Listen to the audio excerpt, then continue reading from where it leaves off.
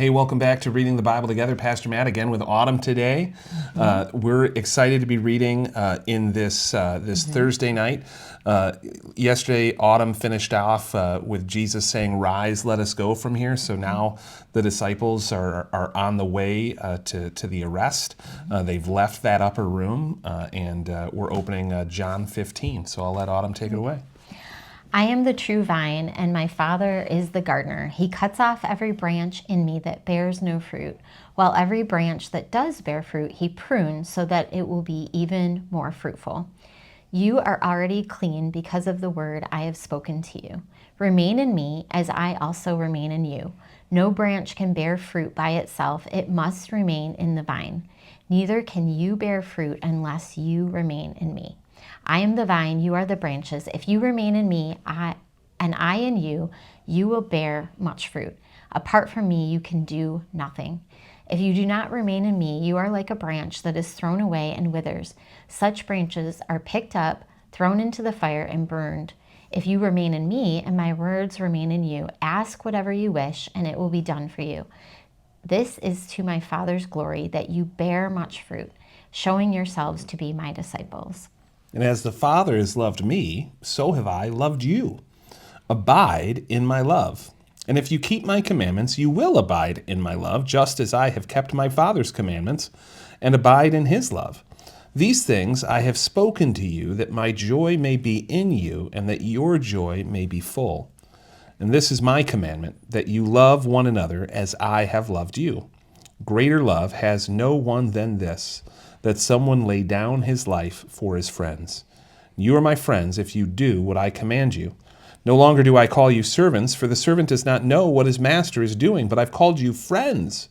For all that I've heard from my Father I've made known to you. You did not choose me, but I chose you, and appointed you that you should go and bear fruit, and that your fruit should abide, so that whatever you ask the Father in my name, he may give it to you. These things I command you, so that you will love one another. If the world hates you, keep in mind that it hated me first. If you belong to the world, it would love you as its own. As it is, you do not belong to the world, but I have chosen you out of the world. That is why the world hates you. Remember what I have told you. A servant is not greater than his master. If they persecuted me, they will persecute you also. If they obeyed my teaching, they will obey yours also. They will treat you this way because of my name, for they do not know the one who sent me. If I had not come and spoken to them, they would not be guilty of sin, but now they have no excuse for their sin. Whoever hates me hates my Father as well. If I had not done among them the works no one else did, they would not be guilty of sin.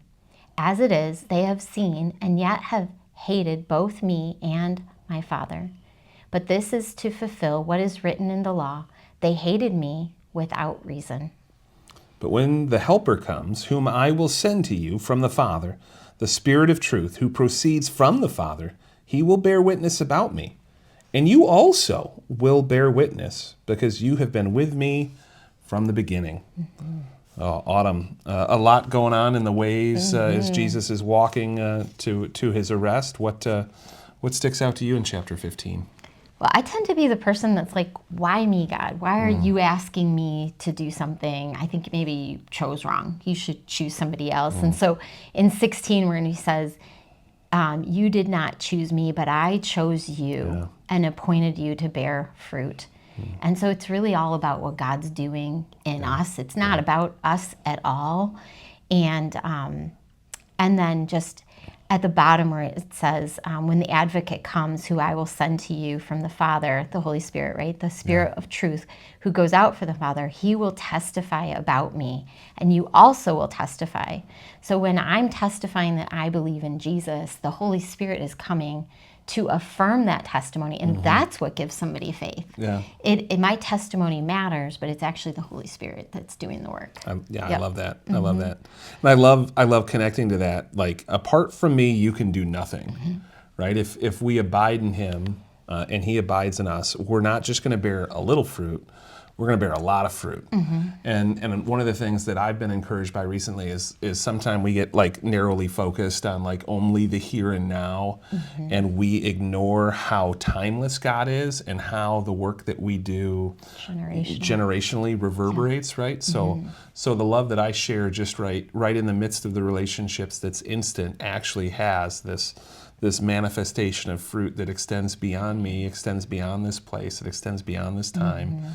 And as you plant and I water, or I plant and you water, right? Absolutely. Whoever it is, it's God who's given the growth, and it may not be me who sees that fruit. Yes. Somebody else may see the fruit in their life after, and so that's just one of those awesome things that sticks out to me about this. What does it mean for your faith, Autumn, that you're reading John 15, and how does that encourage you? I think just the idea of abiding in Him. That I've heard it said, you can't be too busy. I'm too busy not to pray, right? And that is the truth. Is like just that constant prayer relationship, conversation going throughout the day, in the little years of raising kids, to launching them and watching them start their own families and lives, and to now praying for friends that are having babies that I love so much. Miss Emily, I might be talking about you. And, just all of it, just trying to, be in relationship with each other and knowing that all comes from abiding in Him and trusting in Him and walking with Him. Yep. How about you? I think for me, there's that aspect of what am I asking God for? And when we read these words, and maybe in the last couple of chapters too, it's like, well, ask me whatever you want. Well, it's like, God, I have. Like, I've got a litany, right? Let me go through my prayer journal. Now, a lot of times God says yes, and He answers affirmatively. But some of those times with real hurt and real pain, it's a no. And right, like these are good things that we're praying for. Like we're praying for healing, we're praying for hope, we're praying for life from death. And so I think I wrestle a little bit with like, okay, well, what do I do when God is silent? Or what do I do when God says no? And that's where I think, especially in the days ahead as we're reading, like we're going to see how Jesus takes on suffering, and how even He gives His person to the will of the Father, right? Not my will, but your will. And knowing in this that even if Jesus has a different plan than I do, He's with me because it's His plan. He's not forsaking me. He's not abandoning me. He's not leaving me alone. He is with me just as I'm trying to abide with Him. And so that just is huge for my faith. Yeah, it's the picture of eternity, not just now, right? Yeah, for sure, for sure. Yeah. So what are you going to do today, Autumn? What am I going to do? I am going to go finish up some work. Yes. And I'm going to spend some more time with Jesus because I have some more things to journal out today. Yeah. So I like to write letters to God. And so sometimes when I'm working on something, that if my mind is busy and hurried, I'll write out a letter to God. And that's what I'm going to do. I've never done that. I've journaled quite a bit, but I've never written a letter. That's kind of cool. I like that.